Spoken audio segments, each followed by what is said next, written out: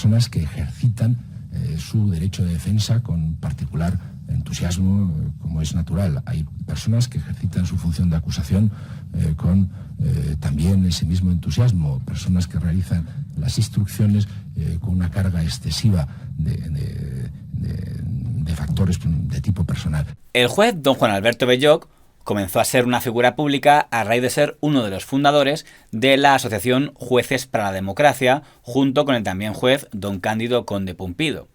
En Radio Popular de Bilbao se encuentra el magistrado de la Sala Segunda de la Audiencia de Bilbao, portavoz asimismo del colectivo Jueces para la Democracia.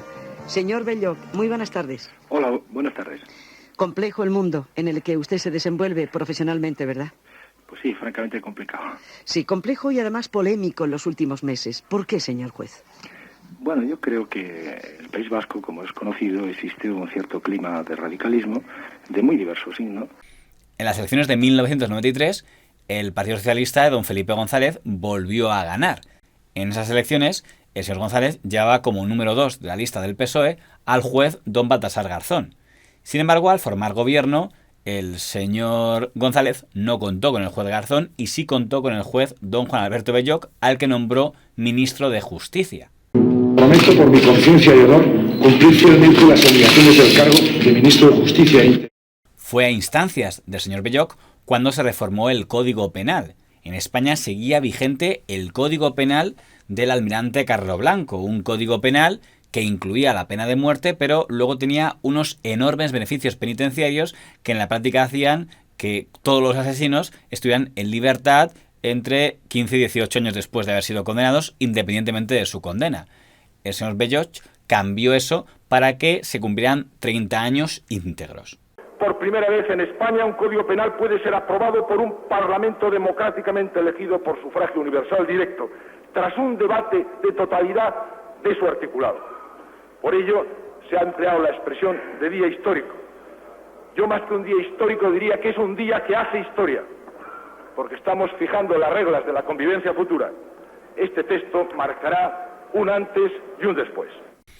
En esa etapa, el ministro del Interior era don Antonio Asunción, del que ya hemos hablado y que tuvo que dimitir cuando el que era director general de la Guardia Civil, don Luis Roldán, logró huir de España sin que nadie lo detectara y esconderse en el extranjero. Eso provocó la dimisión del señor Asunción. Naturalmente, resuelto a afrontar mis responsabilidades políticas presentando mi dimisión al presidente del gobierno. Y que todo el mundo pensara que esta vez sí se nombraría ministro al señor Garzón. Pero el señor González no solo no nombró ministro al señor Garzón, sino que disolvió en cierta medida al ministro del Interior al crear un doble ministerio, es decir, hacer que el señor Belloch fuera a la vez ministro de Justicia y ministro del Interior, lo que se llamó el biministro. El presidente del gobierno ayer mismo recordaba hasta qué punto fue a las elecciones generales con dos premisas centrales: uno, superar la crisis económica; dos, acabar con la corrupción. Esa línea segunda va a tener mucho que ver con esta casa que hoy se funda, la Casa de Justicia e Interior. Con dos secretarias de Estado. La señora doña María Teresa Fernández de la Vega como secretaria de Estado para todo lo que tuviera que ver con justicia y la señora doña Margarita Robles para todo lo que tuviera que tener que ver con Interior. El señor Garzón consideró aquello un desaire y al día siguiente dimitió y rompió con el PSOE y renunció a su acta de diputado. Cuando hace un año decidí unirme como independiente a la lista electoral del Partido Socialista, lo hice absolutamente convencido de que podía contribuir a una labor de regeneración de la política española. Quizás este fue mi primer error. Muchos entonces dijeron que se me estaba utilizando para dar una imagen, la de la lucha contra la corrupción. Y ahora, en gran medida, tengo que darles la razón. Hay dos posiciones confrontadas, simplificando. Una sería la de su ex amigo, Baltasar Garzón. Garzón nunca ha sido amigo. Sí, hombre, hubo algún tiempo, me parece, que se llevaban... No, nunca. Bueno, aparte de tener su rivalidad por quién era ministro de Interior. Nunca. Le aseguro. Bueno, pero aquella conversación... Cometí el error de considerarlo amigo, nunca. No, por lo menos eran rivales para ver quién era ministro, porque usted le dijo, yo es era mi tiempo ministro, Baltasar. Yo era aspirante, no, yo era ministro. No. O sea, No fue una etapa especialmente tranquila la del biministro. Para empezar, le tocó afrontar medidas como la detención del gobernador del Banco de España, don Mariano Rubio, del PSOE, también acusado de corrupción. Efectivamente, el gobierno tiene interés expreso en que se investigue hasta el final esa denuncia. Tiene interés expreso. Lo que ocurre en el caso concreto del ministro de Justicia es que cuando se lo fue comunicado al fiscal general ya había adoptado la iniciativa, con lo cual no hubo articulación formal de ese, como podría haberse hecho, ¿no?, por la vía de acuerdo de Consejo de Ministros, pero no hubo ocasión, porque era claro el interés del gobierno, pero cuando me dirigí al fiscal general de Estado, él por su propia iniciativa ya había iniciado esa investigación. El conjunto de los juzgados y tribunales están mejor adaptados para poder contemplar delincuencia tradicional y bastante peor adaptados para poder conocer eficazmente delincuencia compleja, la característica de este último decenio, y por otro lado la que va a ser generalizada en este país, la más importante, y en cualquier país europeo, este tipo de delincuencia cada vez más compleja, no solo en cuello blanco, sino en tráfico de drogas, etcétera, etcétera, ¿no? Pero lo más importante, necesitaba que la policía española encarcelada y detuviera allá donde estuviera al señor Roldán para recuperar el prestigio que había perdido. Y fue muy humillante para él ver cómo el prófugo Roldán estaba ilocalizable para la policía, pero como los periodistas del Mundo, don Antonio Rubio y el señor Cerdán, sí lograban encontrarle y le entrevistaban a toda página en el periódico. Lo interesante es que el señor Rubio o el señor Roldán vayan a la cárcel y aquí no pasa nada, ya hemos tenido oxígeno para seguir unos años más funcionando. Ningún miedo. Que el señor Roldán haga todas las declaraciones que debe hacer y que las haga donde debe hacerlas, ante los jueces y tribunales. Los señores Rubio y Cerdán han contado que el señor Belloc se ofreció a sobornarles con tal de que les dijeran dónde estaba el señor Roldán. Nos sometieron a un acoso durante un mes, a una vigilancia, a un seguimiento. Al principio era un seguimiento bastante alejado por parte de ellos, pero después ya fue un sometimiento a un acoso que denunciamos en los tribunales y que al final se archivó, pero es que no podíamos trabajar porque llevábamos todos los días 2 coches detrás de nosotros y Antonio y yo teníamos que practicar todo tipo de métodos. En 1995, un año después de su fuga, el señor don Juan Alberto Belloc compareció para anunciar que la policía española había logrado detener al señor Roldán y algo muy importante, negar que la detención hubiera sido pactada. Decía que había sido como que la habían pillado en Indochina de milagro, concretamente en Laos. A mediados de este mes se tienen noticias relativas a que Roldán se encuentra en un país del sureste asiático. En este caso, en términos policiales, la fiabilidad de este dato era ya prácticamente absoluta. Ante ello, se decide el desplazamiento a Bangkok, concretamente el día 18, del comisario jefe de la Brigada de Policía Judicial de Madrid y del jefe de la Unidad de Cooperación Internacional. Tras las gestiones que realizan en y desde Bangkok, consiguen averiguar de manera completamente convincente en términos policiales que Luis Roldán está en Laos. El paso inmediato son contactos policiales con las autoridades de Laos que finalmente traen consigo la confirmación de que, en efecto, Luis Roldán está en Laos y en esta ocasión ya sin ninguna duda. Comprobada esta información, el Ministerio del Interior de Laos comunica a nuestro Ministerio que las informaciones de la Policía Española son ciertas y que están en condiciones de proceder a la entrega administrativa si así lo reclama el Ministerio. Prácticamente todo lo que podemos decir, lo único que diré es que el Gobierno de España no ha pactado, no pacta nunca. El Gobierno de España nunca negocia, nunca pacta. Y eso tiene que quedar absolutamente claro.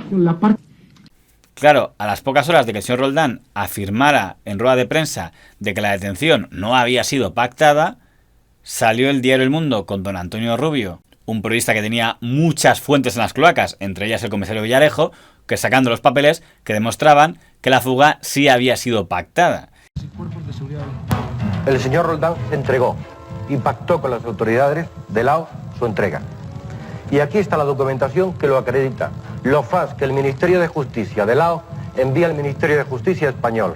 Y el señor Bellot tuvo que conceder una segunda rueda de prensa y reconocer que, en efecto, la entrega había sido pactada. De hecho, el señor Roldán nunca había estado en Laos, había estado todo el tiempo de su fuga en Francia. La decisión que tuvo que adoptar este ministro es, con ese documento del gobierno de Laos, envío a la policía, a detenerlo y traerlo a España, o lo dejo en Laos, para que siga gozando de impunidad y probablemente pudiera fugarse a otro país. Es la única decisión política que tuvo que adoptar el ministro. Y no dudo en absoluto de haber adoptado la decisión política correcta. Junto a la controversia del tema de la captura del señor Roldán, al señor Bellot, como ministro de Interior y Justicia, le está en la cara el caso Gal, porque el juez Garzón logra pactar con los policías Amedio y Domínguez, los únicos condenados por el Gal en el 91, a que si cambian la versión y culpan a los de arriba, ellos pasarán a ser testigos protegidos y por tanto quedarán en libertad, cosa que en efecto ocurre. Desde luego no voy a contribuir en modo alguno a una cultura de la sospecha que venimos practicando, que se viene practicando desde hace más de 6 años. Una cultura de la sospecha que consistía en que cuando se inició la investigación se decía que intereses de Estado impedirían el que se descubrieran los hechos. Afortunadamente se investigó, afortunadamente se condenó, afortunadamente las penas tuvieron la entidad de que merecían los hechos. Efectivamente no se ha concedido indulto y simplemente se ha cumplido el principio de legalidad penitenciaria a través de la concesión del tercer grado. ¿Usted cree que en este caso su no amigo, el juez Garzón, está actuando movido exclusivamente por el afán de justicia? Es decir, que hay, por un lado, es un caso excelente para tener algo que siempre le ha gustado al juez Garzón, que es espectáculo. Al igual que habían hecho sus antecesores, los señores Barrionuevo y Corcuera, el señor Bellot se había puesto del lado de las fuerzas de seguridad del Estado cada vez que había acusaciones. Incluso cuando un coronel de la Guardia Civil, Rafael Massa, fue condenado por torturas, el señor Bellot defendió que, acabada su condena, el señor Massa pudiera reinsertarse en la benemérita. La semana pasada, el ministro Bellot defendía a capa y espada los indultos a torturadores. Si un terrorista puede ser indultado, llegado el caso de reinserción, evidentemente un guardia civil por un caso de torturas puede serlo cuando se dan los parámetros objetivos que él ha indicado. Siempre sorprendente, Juan Alberto Bellot. Al final, Rafael Massa fue expulsado de la Guardia Civil, pero mucho más polémico que el señor Massa fue el coronel Enrique Rodríguez Galindo, el que era el máximo responsable del cuartel de la Inchaurrondo en Guipúzcoa. Enrique Rodríguez Galindo era alguien con mucho prestigio en la Guardia Civil porque había liderado hasta 120 redadas contra el terrorismo de ETA y había capturado a muchos asesinos, incluyendo haber coordinado la operación Vidart de 1992, que fue la primera vez que cayó la cúpula de ETA. Por todo ello, fue el señor Bellot, como ministro de Interior, el que le puso el fajín de general. Y eso que en ese momento ya estaba siendo investigado por su posible implicación en el caso Gal. La reacción del señor Galindo fue la de poner a disposición de las autoridades políticas del Ministerio su suspensión cautelar hasta que se acabara la investigación. Esa fue la reacción del señor Galindo, que el director general de Guardia Civil no quiso aceptar. Yo creo que eso responde con claridad el tema. Es decir, tenía verdadero interés en que no se pudiera entender precisamente en el sentido que desgraciadamente se ha entendido en algún sector de la opinión.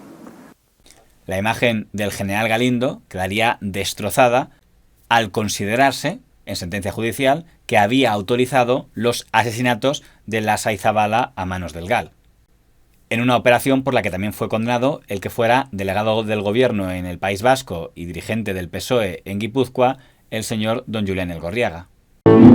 Cuando funcionarios de policía organizan una banda con utilización de fondos reservados provenientes de la aportación de los ciudadanos a la hacienda pública y a los presupuestos generales del Estado, cuando se usan infraestructuras de instituciones públicas, cuando se entra en contacto con las mafias de otros países, cuando desde las aspas de la X se da el visto bueno intelectual y político a la operación, se ponen las primeras piedras de la degeneración y de la deslegitimación del poder. Que usted decida en este momento que le merece más credibilidad, porque si no, no lo entiendo, las declaraciones de estos dos señores que las declaraciones del presidente del gobierno de este país, explíqueselo a usted y a los ciudadanos. Explíqueselo. Explíqueselo. Yo, desde luego, no puedo aceptar, me parece intolerable semejante planteamiento. Mire usted, en las informaciones que conocen todos los ciudadanos con testimonios públicos, se afirma por parte de los señores Amedo y Domínguez que los GAL eran un montaje del gobierno. Señor Belloc, dígale al señor González que si los jueces condenan al señor San Cristóbal, políticamente condenan al señor González y a su gobierno. Muchas gracias. Como no me parecen rigurosas ni serias todas las especulaciones, aunque sea con fuentes de periódicos, el señor Álvarez Cascos, que más de una vez ya hemos tenido esa discusión, pero sí que ha hecho usted una referencia concreta a 600 millones de pesetas, a una noticia parecida. Respecto de esa, en tanto en cuanto se me atribuye, sí que debo decir algo muy concreto. Los señores Amedo y Domínguez a mí no me han pedido 600 millones de pesetas. Y diré algo todavía más concreto. No creo, sinceramente, que se les haya pasado por la imaginación que a mí se me puede pedir eso. El señor Belloc nunca dejó de defender al señor Rodríguez Galindo, y cuando el gobierno Zapatero en el año 2004 le concedió el tercer grado para que pudiera morir en su casa, el señor Belloc fue uno de los primeros en celebrarlo, y diciendo que hasta él hubiera preferido el indulto. Muy positiva, una excelente noticia. Me alegra que el general Galindo esté en su casa. Preferiría el indulto. Cuando en 1996 el Partido Popular del señor Aznar gana las elecciones, el señor Belloc queda como portavoz de temas judiciales de la oposición del PSOE. Por eso es el que le toca valorar, por ejemplo, cuando detienen al juez Rico Lara por el caso Arni. Si bien los menores es el bien fundamental, también hay que tener mucho cuidado con las personas supuestamente imputadas. Yo creo que también los medios y todos tenemos la obligación de ser prudentes y esperar a que sea la propia autoridad judicial la que así lo manifieste. O cuando es condenada la cúpula de Herri Batasuna en el año 1997. Todos sabíamos que existía una relación íntima de conexión, de colaboración, de cooperación entre HB y ETA. Todos lo sabíamos en términos políticos, hoy lo sabemos también en términos jurídicos a través de la sentencia del Tribunal Supremo. Según asegura el señor Pedro J. Ramírez en sus libros, el señor Belloc, como ministro del Interior, filtró documentos al diario El Mundo que perjudicaban al gobierno de don Felipe González, algo que el señor Belloc siempre ha negado. Una cosa parecida de lo que ocurrió en el tema del GAL, cuando el señor Belloc le hizo la jugada al señor González, porque quería que fuera el señor, vicepresidente Belloc, presidente en funciones, y el señor González no le dejó. Pero es cierto que, después de dejar de ser ministro, colaboró en medios de comunicación conservadores, fue columnista en La Razón y fue tertuliano en la COPE, concretamente en el programa de la señora doña Maricruz Soriano. Juan Alberto Belloc, nos han sorprendido las declaraciones del señor Anasagasti, pero ¿deberían sorprendernos a estas alturas? Pregunto. Buenas tardes. Hola, buenas tardes. Desde luego a mí no sé a los oyentes, pero yo propondría un enfoque del tema que podría ser el siguiente. Los partidos democráticos, dice otro periódico, responsabilizan a HB. Después, doña Maricruz Soriano denunciaría que el presidente de la COPE, don Bernardo Herráez, le había exigido que prescindiera del señor Belloc como tertuliano. El señor Belloc, que acabaría siendo en su marido. Hay una maldad que contaba en la cadena de la COPE mostrándote un sofá, en este sofá se rompieron 2 matrimonios. Ese mismo año hay un congreso del PSOE en Aragón y el señor Belloc es elegido presidente del PSOE en Aragón y candidato a la alcaldía de Zaragoza. Es derrotado en las elecciones del año 99 y en el siguiente congreso del año 2000, don Marcelino Iglesias le destituye como presidente del PSOE en Aragón. En el año 2003, el señor Belloc vuelve a ser candidato del PSOE a la alcaldía de Zaragoza y esta vez sí logra la mayoría y logra hacerse con la alcaldía. Hemos podido dar la vuelta en un ayuntamiento que es muy difícil cuando se tiene el gobierno. Muy difícil, y lo hemos logrado por nuestro trabajo. Como alcalde de Zaragoza, tuvo gestos de moderación, como su respaldo a los crucifijos en Zaragoza. No hemos sido demandados en ningún momento al ayuntamiento, por lo tanto se mantiene en sus términos la posición que ya anuncié en el anterior pleno. y que se mantendrá indefinidamente, salvo que se cambie el alcalde o una sentencia nos condene a ese dislate, en cuyo caso seguiría recurriendo hasta la última instancia posible, hasta el Tribunal Europeo si hace falta. Y gestos quizá no tan moderados como la manía que parecía tener a la figura de José Luis Espiau. Pues vamos a hacerlo como se fijó, pero antes hay intervenciones previas solicitadas. La primera de don José Luis Espiau López, en representación de la Asociación de Vecinos Alfonso I el Batallador. Yo me voy, este tío no lo soporto. Pero a quien no tenía demasiado cariño era a un turolense llamado don Federico Jiménez Los Santos, locutor radiofónico, al que le dedicó varios comentarios. El tercero es ya propio de los Jiménez Los Santos. Tenemos la desgracia de que ese es de nuestra patria chica, es turolense, pero en fin, ¿qué le vamos a hacer? Es ese argumento absolutamente delirante según el cual, por lo visto, no se puede ir a votar, y caso de ir a votar no se puede votar que sí, porque no nos sabemos la Constitución Europea debidamente, porque no la hemos estudiado con detalle. Son los mismos que, por ejemplo, y con razón, en este caso, dijeron no al plan Ibarretxe, y no creo que se hayan leído el proyecto delirante de estatuto. La COPE y sus instrumentos, que desgraciadamente están relacionados con nosotros. Hay un tal Vidal que resulta que tiene que ver con Zaragoza y que ve masones por todos lados, como Franco. Por no hablar de uno de mi patria chica, de Teruel, que se llama Jiménez Los Santos. El prototipo de la perversidad casposa y rijosa. ¿Esos son los conspiradores? Bueno, me falta uno. ¿A que no sabéis cuál es? Un tal Mariano Rajoy, registrador de la propiedad, que la verdad no sé qué pinta en este embrollo, pero bueno, que tiene algo que ver. Para que las derechas en España sean simplemente eso, derechas, no grupos de crispación, confrontación y radicalismo. Y la tercera razón, aparentemente anecdótica, hombre, para que un paisano nuestro de Teruel no sea el director de informativos de Televisión Española. ¿Os imagináis a Jiménez Los Santos dirigiendo los informativos de Televisión Española? ¿Y sabéis quién sería entonces el director general? Pedro J.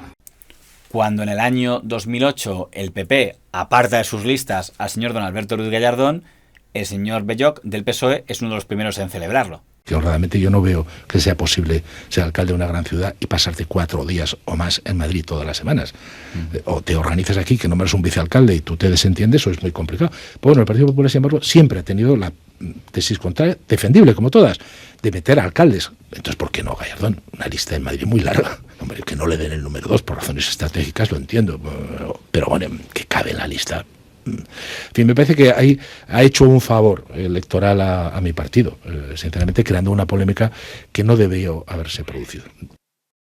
En 2015 abandona la alcaldía de Zaragoza y no se presenta a reelección, aunque probablemente no le hubiera ido muy bien si se hubiera presentado, porque en aquellos comicios el PSOE sufre un severo varapalo y se elige a un alcalde de una candidatura ciudadana afín a Podemos, al que 4 años después tampoco le va demasiado bien, y la alcaldía acaba en manos del Partido Popular. Desde entonces el señor Belloc ha sido colaborando en medios de comunicación de manera asidua. Convergencia y Unión debería empezar a entender que no siempre es el fiel, exacto y preciso de la balanza. Deberían empezar a comprender que no siempre tienen razón, como parece deducirse de cada vez que hablan. No son propietarios exclusivos del seny catalán, del sentido común, sino que les corresponde una parcela del mismo, como cualquier otra fuerza política catalana.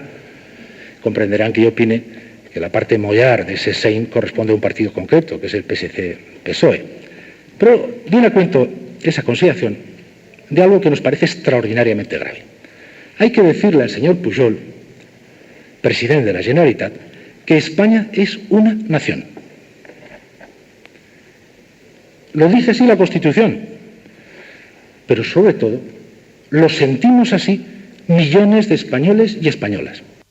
En el campo de las parodias siempre se burlaron del hecho de que en la rueda de prensa en la que don Felipe González le presentó como ministro se equivocó en su nombre de pila al referirse a él como Luis Alberto Belloc en vez de don Juan Alberto Belloc. Algo que los guiñones de Canal Plus aprovecharon para parodiar. Buenos días, presidente. ¿Estás preparado ya? ¿Preparado para qué, Luis Alberto? Oye, ¿y esa maleta? Hombre, presidente, no me hagas decírtelo. Ya sabes que tenemos que irnos. ¿No has leído la prensa? Pues no, por consiguiente no. Pero, ¿qué ha pasado ahora, Antonio Alberto? Presidente, por Dios, nos han dado una paliza. Mira los periódicos. Pero ¿cómo? Por consiguiente, Manuel Alberto, pero ya han sido las elecciones. Váyase. Pero Arturo Alberto, ¿tú estás viendo esto? No te quedes ahí parado, hombre. Miguel Alberto, por favor, haz algo. Andrés Alberto, por favor.